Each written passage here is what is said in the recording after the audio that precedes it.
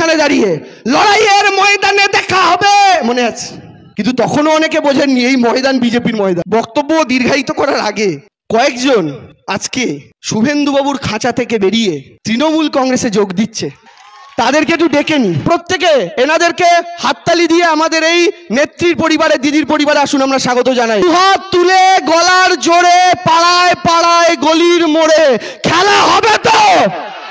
এর সাথে প্রায় 2 বছর পর দেখা হচ্ছে, কিন্তু একটা জিনিস ভেবে ভালো লাগছে যে এমন একটি জায়গায় আজকে সভা করতে এসেছি যে জায়গাটার একটা বিশেষত্ব হচ্ছে যে আমাদের খাতায় কলমে লেখা আছে এখানকার এমএলএ শুভেন্দু অধিকারী, কিন্তু এখানে থাকা সমস্ত ব্যক্তি বিশ্বাস করেন এখানকার বিধায়কের নাম মমতা ব্যানার্জি। ফলে এইরকম একটা জায়গায় সভা করতে এসেছি, ভীষণ ভালো লাগছে।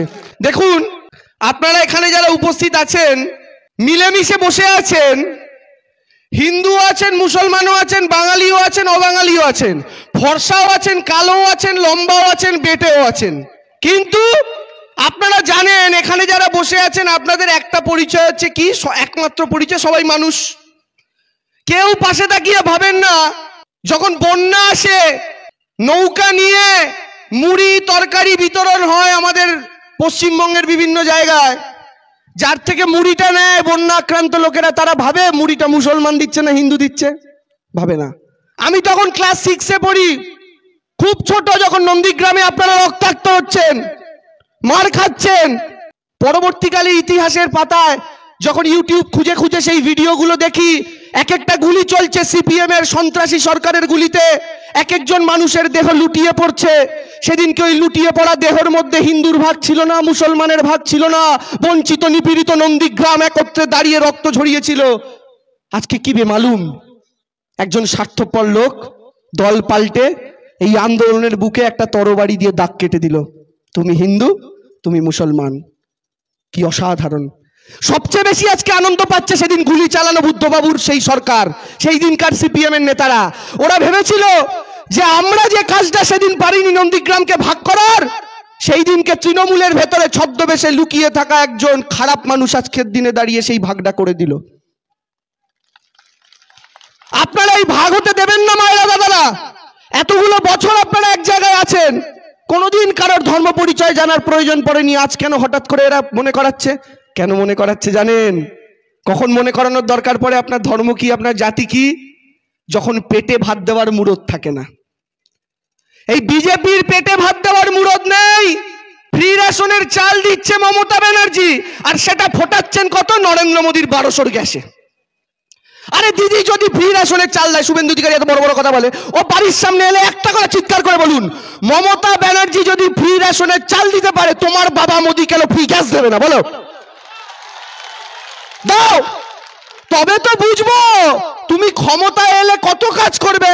মানুষকে তো খালি বড় বড় ভাষণ দিয়ে গেলে। দাও, মোদীজিকে বলো কিছু দিতে, শুধু তো নিয়েই গেল। ব্যাংকের থেকে টাকা কাটছে কে? নরেন্দ্র মোদী। আবার কে? গ্যাসের দামে লুটছে কে? নরেন্দ্র মোদী। আবার কে? আধার কার্ডের সাথে প্যান কার্ড লিঙ্ক করানোর নামে 1000 টাকা করে লুটলো কে? নরেন্দ্র মোদী। আবার কে? ছাগলের মাথার সাথে হাতির মাথার লিঙ্ক করার পরে এসে বলবে পাঁঠার মাথার সাথে গরুর মাথা লিঙ্ক করাবো। কাজ নেই এদের। বক্তব্য দীর্ঘায়িত করার আগে কয়েকজন আজকে শুভেন্দুবাবুর খাঁচা থেকে বেরিয়ে তৃণমূল কংগ্রেসে যোগ দিচ্ছে, তাদেরকে একটু ডেকে নি। প্রথমেই সোনাচূড়া অঞ্চল 263 নম্বর বুথ থেকে রাজু মাইতি, শরবিন্দু মাঝি, সাউথ খালি তারা এসেছেন। এবং আসুন, এই যে এই মানুষগুলো এসেছেন, আরেকজন কোথায়? আচ্ছা, এই যে এনারা এসেছেন, এনারা 2-3টে কারণে এসছেন। তার প্রথম কারণ হচ্ছে 2019-এ মনে আছে দিলীপ বাবু বলেছিল গরুর দুধে সোনা আছে। এরা বাড়িতে অনেক খুঁজেছে, গরুর দুধে সোনা পায়নি, তাই প্রথম। আর দ্বিতীয়ত মমতা বন্দ্যোপাধ্যায়ের উন্নয়ন যজ্ঞে সামিল হতে এনারা প্রত্যেকে যোগ দিয়েছেন। আমি আরেকজন ভেকুটিয়া অঞ্চলের 34 নম্বর বুথ থেকে কানাইগিরি এবং তার পরিবার, তারাও আজকে মমতা বন্দ্যোপাধ্যায় এবং তৃণমূলের সাথে যোগ দিচ্ছে। কারণ এরা প্রত্যেকে দেখেছেন যে শুভেন্দু বাবুদের বড় বড় বুলি, কাজের বেলায় কিচ্ছু নাই, তাই এরা প্রত্যেকে দিদির পাশে প্রত্যেকে যোগ দিয়েছেন। আপনারা প্রত্যেকে এনাদেরকে হাততালি দিয়ে আমাদের এই নেত্রীর পরিবারে, দিদির পরিবারে আসুন, আমরা স্বাগত জানাই।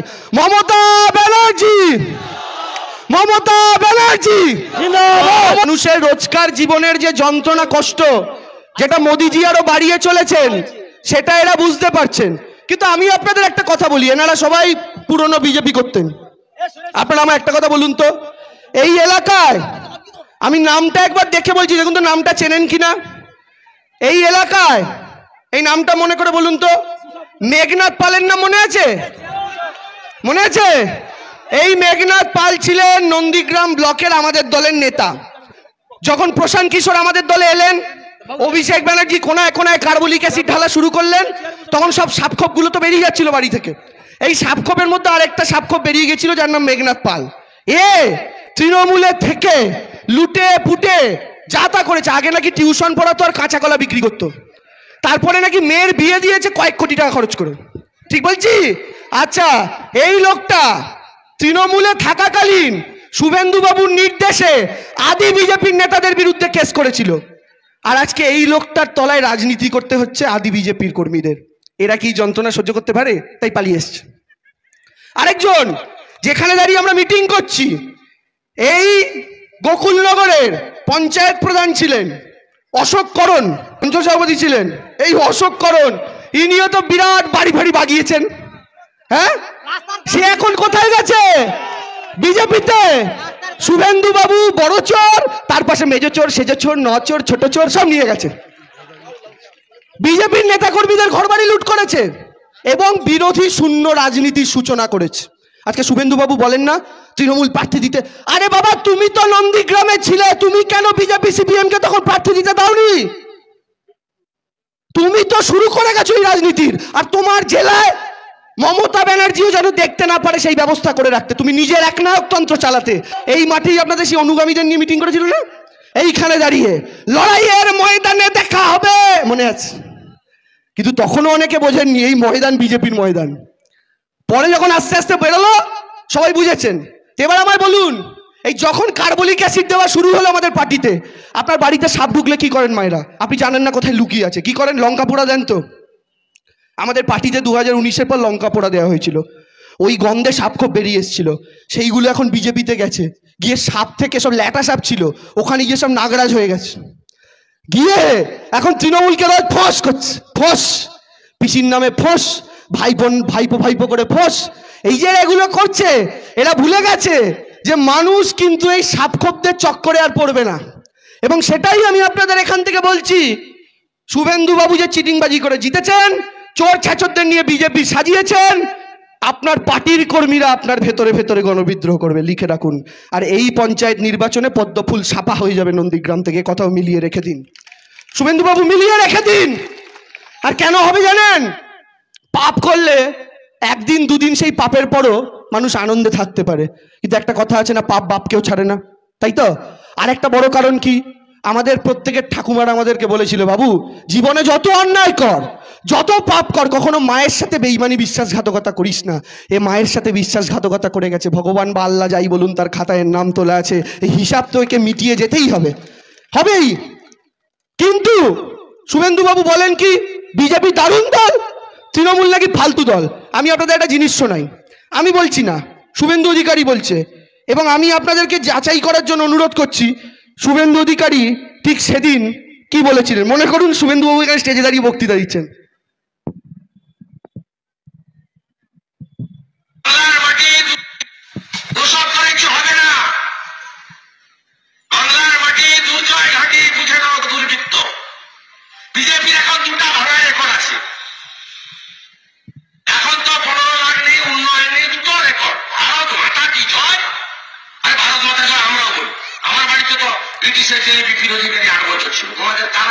এখন নিজেই বলে ভারত মাতা কি জয়, ভারত মাতা কি জয়। যেসব প্রেমে বিজেপির কোনো ভূমিকা আছে বলুন, বলুন। স্বাধীনতা আন্দোলনে বলুন, আছে নেই পীঠস্থান। এখানে ইতিহাসবিদ হরিপদ বাবু সহ অনেকে আছেন, এখানে বাস করেন। সুশীলা সতীশ সামন্তর মাটি, কুমুদিনী ঠাকুরের মাটি, বিরাজ দাসের মাটি, কুমার জানার মাটি, এই সব মাটি এখন বিজেপি। 47-এর আগে বিজেপির যারা ঠাকুরদা ছিল, জনসংঘ, আরএসএস, শুনুন, তারা স্বাধীনতা আন্দোলনে ব্রিটিশের দালাল ছিল। আরএসএস এর স্বাধীনতা আন্দোলনে ব্রিটিশের দালাল ছিল আরএসএস বিজেপি। কে বলছে? শুভেন্দু অধিকারী। বিজেপি ব্রিটিশদের দালাল ছিল, এই কথা আপনাদের চোখের সামনে কার মুখ থেকে শুনলেন? শুভেন্দু অধিকারী। বিজেপির একটাই বুলি হয়েছে এখন, ভারত মাতা কি জয় আর জয় শ্রীরাম। কে বলছে? শুভেন্দু অধিকারী। এগুলো বলে বিজেপিকে গালাগাল করতো, বিজেপি থেকে এগুলোই করে। আয়নার সামনে যখন দাঁড়ায়, ধরুন আমি শুভেন্দু অধিকারী আয়নার সামনে দাঁড়িয়েছি, আয়নার দিকে তাকিয়ে আমি নিজেকে বলবো না, হিকিরি বেটা তুই কাল কি বলেছিস আজ কি বলছিস? হ্যাঁ, তো লজ্জা লাগবে আমার দাঁড়াতে? এদের লজ্জা শরম নাই। এরা এত বড় নেতা ছিল, লজ্জাকে রুটি দিয়ে জলে চুবিয়ে খেয়ে হজম করে ফেলেছে। তারপরে আবার কার বিরুদ্ধে লড়বে? মমতা ব্যানার্জি। আমি বেশি বক্তব্য দীর্ঘায়িত করব না, আপনাদের শুধু এইটুকু বলে শেষ করি, মায়েরা, নির্বাচনে অংশগ্রহণ করা বা যা কিছু করা, তার আগে নিজেকে মনে মনে দুটো প্রশ্ন করবেন। আজকে বাড়ি ফিরে যান, একটা খাতা বাড়িতে নিন, আমার অনুরোধ প্রত্যেকের কাছে। দুটো পাতা রাখুন, বাঁ দিকের পাতা, ডান দিকের পাতা, দুটোই খালি রাখবেন। বাঁ দিকের পাতাটার ওপরে ছোট্ট করে লিখুন নরেন্দ্র মোদী, ডান দিকের পাতাটার ওপরে ছোট্ট করে লিখুন মমতা ব্যানার্জি। এবার বাঁ দিকের পাতাটায় সারি দিয়ে লেখা শুরু করুন, নরেন্দ্র মোদী সরকারের থেকে 8 বছরে আপনারা কি কি পেয়েছেন। দিল্লির সরকার 15 লক্ষ টাকা আমরা সবাই পেয়ে গেছি, লিখবেন ওখানে। 2, গ্যাস সিলিন্ডার আজকে আমাদের মাত্র 70 টাকায় কিনতে হয়, লিখবেন কিন্তু ওখানে। সর্ষের তেল দোকানে যাই জয় শ্রীরাম বলি ফ্রিতে দিয়ে দেয়, লিখবেন কিন্তু মায়েরা ওখানে। এবার লিখবেন না? পাননি এগুলো, ছেড়ে দিন পাতাটা। ডান দিকের পাতায় চলে আসুন মমতা ব্যানার্জি। আপনার ছোট বাচ্চাটা স্কুলে যাচ্ছে, সবুজ সাথী সাইকেল চালাতে চালাতে 1 নম্বর দিয়ে লিখবেন দিদির দেওয়া সাইকেলে আমার ছেলেটা স্কুলে যায়। 2 নম্বর দিয়ে লিখবেন আমি যদি অর্থের অভাবে নাও পারি, তার বাংলার দিদির দেওয়া জুতো মোজা বই খাতা স্কুল ড্রেস নিয়ে আমার ছেলেটা স্কুলে যায়। 3 নম্বর দিয়ে লিখবেন স্কুলে দুপুরবেলা দিদির দেওয়া মিড ডে মিলে মাংস ভাত আমার ছেলেটা স্কুলে গিয়ে খায়। 4 নম্বর দিয়ে লিখবেন আমার মেয়েটা স্কুলে পড়তে পড়তে কন্যাশ্রীর 25,000 টাকা 18 বছরে ব্যাংকে ঢুকেছে। 4 নম্বর দিয়ে লিখবেন আমার মেয়েটা বিয়ের সময় রূপশ্রীর 25,000 পেয়েছে।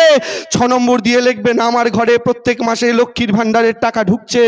7 নম্বর দিয়ে লিখবেন, হাঁপিয়ে গেছি বলতে বলতে, নরেন্দ্র মোদীরটা ছেড়ে দিন, ওদিকে পাতা কিন্তু খালি, 15 লাখ শূন্য, মমতা ব্যানার্জির চলছে। এবার আসুন মমতা ব্যানার্জির জয় বাংলা, মমতা ব্যানার্জির জয় জোহার। মমতা ব্যানার্জির জন্য হাসপাতালে গেলে আজকে বিনামূল্যে চিকিৎসা হয়। 10 নম্বর দিয়ে লিখবেন মমতা ব্যানার্জি আমাদের সবাইকে স্বাস্থ্যসাথীর কার্ড দিয়েছে। 11 নম্বর দিয়ে লিখবেন মমতা ব্যানার্জি আমার বাড়ির সামনের রাস্তাটা ঢালাই করে দিয়েছে। 12 নম্বর দিয়ে লিখবেন মমতা ব্যানার্জি বাংলার গ্রামে গ্রামান্তরে ইলেকট্রিসিটি ঢুকিয়েছে। লিখবেন, পাতার পরে পাতা যাবে, আপনার পেনের কালি যাবে, কিন্তু লেখা শেষ হবে না, কারণ দিদি যা দিয়েছে তা বলার নেই। বলতে বলতে খাতা শেষ, পাতা শেষ। কিন্তু বাদিকের পাতাটা, নরেন্দ্র মোদীর পাতাটা, ফ্রিতে আপনাকে পেন দিলেও আপনি ভরাতে পারবেন না মা, কারণ মোদিজি কিচ্ছু দেয়নি। তাই তার চালা শুভেন্দু মোদিজির দেওয়া নিয়ে কোনো কথা বলতে পারে না। মমতা ব্যানার্জিকে ব্যক্তিগত আক্রমণ করে বলে বেগম, পিসি, ভাইপো, এই রাজনীতির মধ্যে নোংরামির মধ্যে ঢুকে গেছে। তাই আপনারা কাজের পক্ষে থাকবেন না অকাজের পক্ষে থাকবেন, মায়ের পক্ষে থাকবেন না কুলাঙ্গার সন্তানের পক্ষে থাকবেন, এই সিদ্ধান্ত আগামী দিনে নন্দীগ্রামের মানুষকে নিতে হবে। তাই আমাদের বিশ্বাস পঞ্চায়েতে ফাঁকা। মোদিজি এখানে মন কি বাত করেছে কদিন আগে, মন কি বাত মানে মোদিজির মনের কথা আমরা শুনবো, যেন মোদিজি ভোট দিয়ে আমাদের প্রধানমন্ত্রী বানিয়েছে, ওনার কি দাবি আমরা শুনে আমরা কাজ করব। আরে আমাদের দাবি তো আপনি শুনবেন না, সেসব কিচ্ছু শোনার ধৈর্য ওনাদের নেই। 2 হাত তুলে গলার জোরে পাড়ায় পাড়ায় গলির মোড়ে খেলা হবে তো। মমতা ব্যানার্জি জিন্দাবাদ, মমতা ব্যানার্জি জিন্দাবাদ। মায়েদের গলার জোর আজকে ফাটাফাটি, কিন্তু দাদারা এত আসতে বলছেন, তার মানে মায়েদের বার্তা দিতে যাচ্ছেন যে বাড়ি গিয়ে ভালো করে একটা আদা দিয়ে লিকার চা চাই। দাদারা একটু জোরে মমতা ব্যানার্জি। আমার ইয়ং জেনারেশনের দাদা ভাইরা মমতা ব্যানার্জি।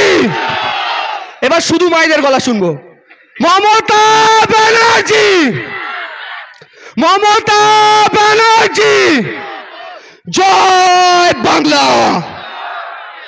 এই নিজের মুখের ভাষার নামে জয়ধ্বনি, এই ভাষাটা কেড়ে নিতে চাইছে কিন্তু ওরা গুজরাট থেকে এসে, এটার নামে জয়ধ্বনি আরো জোরে, জয় Bangla. Thank you very much.